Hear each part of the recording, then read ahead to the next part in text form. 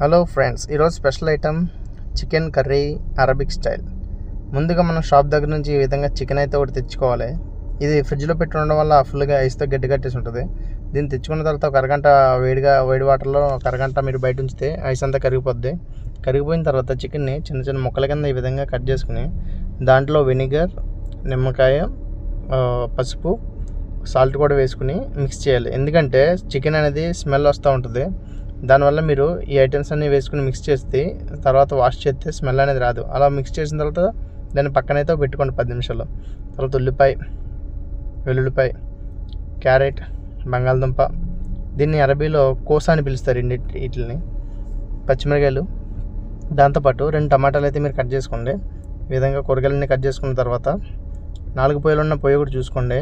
అన్ని పొయ్యిలు ఉన్నా కానీ మనం అందులో ఉపయోగించేది ఒకటే కాబట్టి ఒక పొయ్యి అయితే వెలిగించండి. వెలిగించిన తర్వాత ఒక గిన్నె పెట్టుకోండి.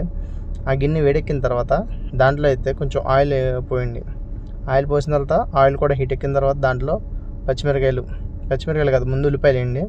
తర్వాత వెల్లుల్లిపాయలు వేసి అవి కొంచెం మగ్గిన తర్వాత కరివేపాకు ఉంటే కరివేపాకు వేసుకోవచ్చు. కువైట్లో కరివేపాకు కూడా దొరుకుద్ది. నేను కరివేపాకు తెచ్చుకున్నా, కరివేపాకు కూడా వేసుకోవచ్చు. కరివేపాకు వేసుకున్న తర్వాత కొంచెం మగ్గిన తర్వాత దాంట్లో చికెన్ వేసుకోండి.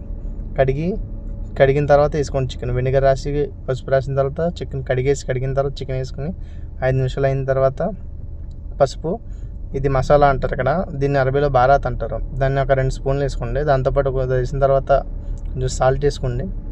సాల్ట్ వేసుకున్న తర్వాత దీన్ని కారం కొంచెం వేసుకోండి.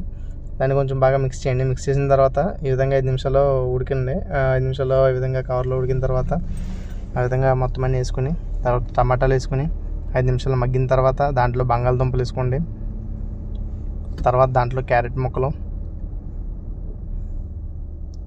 తర్వాత కూరగాయలన్నీ వేసుకుని ఇంకో 5 నిమిషాలు మగ్గినవ్వండి. ఇంకో 5 నిమిషాలు మగ్గిన తర్వాత దాంట్లో ముందు రెడీగా పెట్టుకున్న వాటర్ అయితే వేయండి.